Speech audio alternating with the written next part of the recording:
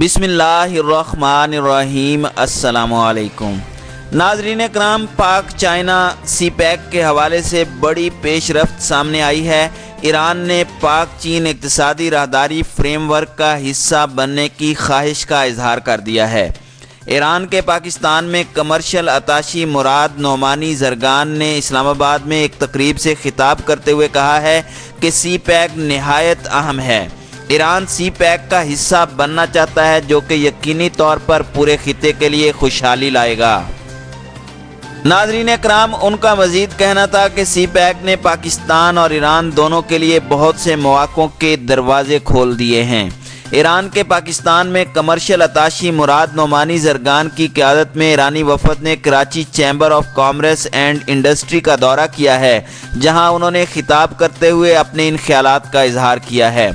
انہوں نے مزید کہا کہ دونوں ممالک کی کاروباری کمیونٹیز کو ایک دوسرے کے ساتھ رابطے بحال کرنے اور ان میں مزید جدت لانے کی ضرورت ہے۔ ناظرین اکرام، مراد نعمانی زرگان نے بزنس کمیونٹی کو مکمل تعاون اور سپورٹ کی یقین دہانی کروائی تاکہ تجارت کو فروغ مل سکے اور دونوں ممالک مل کر تجارت اور تعاون کے نئے راستے تلاش کر سکیں۔ دونوں ممالک کے درمیان تجارت کی راہ میں رکاوٹوں کو ختم کرنے کے لیے اقدامات اٹھا لیے گئے ہیں۔ بھارتی کسٹم ڈیوٹی کو کم کرنے کی ضرورت ہے تاکہ قانونی تجارت کی حوصلہ افزائی ہو سکے اور سمگلنگ کی حوصلہ شکنی کی جا سکے۔ ناظرین اکرام، گزشتہ ایک ماہ میں امریکہ نے بھی سی پیک کو کافی ہدف کا نشانہ بنایا ہے۔ امریکی محکمہ خارجہ کی principal deputy assistant secretary Alice Wells کے چین پاکستان اقتصادی راہداری یعنی سی پیک پر براہ راست تنقید سے اگرچہ کئی تجزیہ کاروں کو حیرانگی نہیں ہوئی، لیکن کچھ پاکستانی سفارتکار اسے امریکہ کی پاکستان سے تجارتی تعلقات بحال کرنے کی ایک بالواسطہ پیشکش قرار دے رہے ہیں۔ ناظرین اکرام، ایلس ویل جو کہ امریکی محکمہ خارجہ میں جنوبی ایشیا اور وسطی ایشیا کے امور کی سربراہ ہیں، عموماً پاکستان سے امریکی روابط پر عدم اطمینان کا اظہار کرتی رہی ہیں۔ ماضی میں انہوں نے پاکستان پر لشکر طیبہ اور جیش محمد جیسے دہشت گرد گروہوں کو پناہ گاہیں فراہم کرنے کا الزام عائد کیا تھا۔ ناظرین اکرام، سفارتکاری اور پاک امریکہ تعلقات پر نظر رکھنے والے چند معروف تجزیہ کاروں نے واشنگٹن ڈی سی میں امریکی تحقیقاتی ادارے ولسن سینٹر میں ایلس ویلز کی تقریر کو مختلف زاویوں سے سمجھنے کی کوشش کی۔ کچھ نے امریکی دفتر خارجہ کی اہلکار کی تقریر کے جواب میں کہا کہ وہ اپنے مشورے اپنے پاس رکھیں، جبکہ ایک نے کہا کہ وہ پاکستان میں امریکی سرمایہ کاری کا اشارہ دے رہی ہیں۔ ناظرین اکرام، پاکستان اور چین کے درمیان اقتصادی راہداری کے 60 ارب ڈالرز مالیت کے کئی پروجیکٹس پر مشتمل منصوبے سی پیک کو تنقید کا نشانہ بناتے ہوئے ایلس ویلز نے کہا تھا کہ سی پیک پاکستان کے نوجوانوں کو روزگار مہیا نہیں کرتا۔ یہ پاکستانی کمپنیوں کو وہ سہولیات فراہم نہیں کرتا جو چینی کمپنیوں کو پاکستان ایک دہائی پہلے مہیا کرتا تھا، اور یہی وجہ ہے کہ پاکستان اور چین کے درمیان تجارت میں اتنا عدم توازن ہے۔ ناظرین اکرام، امریکہ کی جنوبی اور وسطی ایشیائی امور کی نائب سیکرٹری نے جہاں سی پیک کی تجارتی افادیت پر سوالات اٹھائے، وہیں انہوں نے امریکی نجی سرمایہ کاری کی قیادت والے ترقیاتی ماڈل کو بھی سراہا، اور ان کا کہنا تھا کہ دنیا میں امریکہ کے ترقیاتی ماڈل کا سب سے زیادہ فائدہ اٹھانے والوں میں چینی عوام ہے۔ ناظرین اکرام، ان کی اس تقریر پر پاکستان میں چینی سفیر یاو جنگ نے سخت رد عمل کا اظہار کیا تھا، تاہم پاکستان کے وزیر منصوبہ بندی اسد عمر نے کہا کہ سی پیک کسی ملک کے خلاف نہیں ہے اور پاکستان چین اور امریکہ کی کشیدگی میں پارٹی نہیں بنے گا۔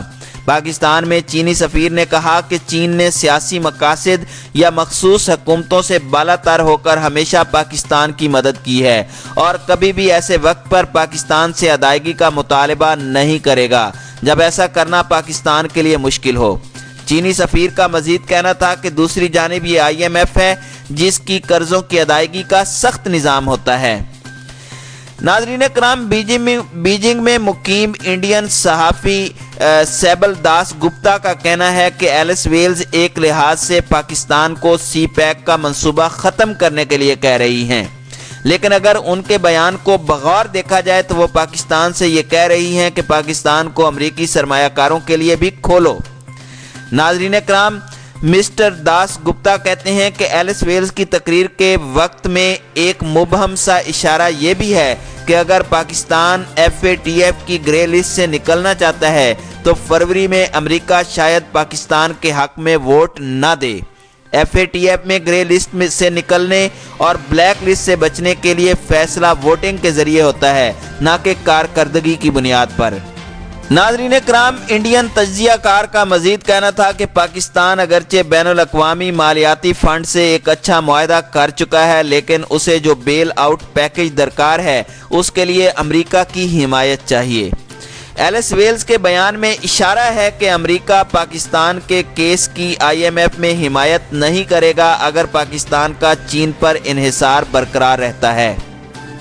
ناظرین کرام، دوسری جانب امریکی محکمہ دفاع کے سابق مشاورت کار اور دفاعی امور کے تجزیہ کار ڈاکٹر احسان احراری کہتے ہیں کہ امریکہ نے گزشتہ کئی برسوں سے پاکستان کو نظر انداز کیا۔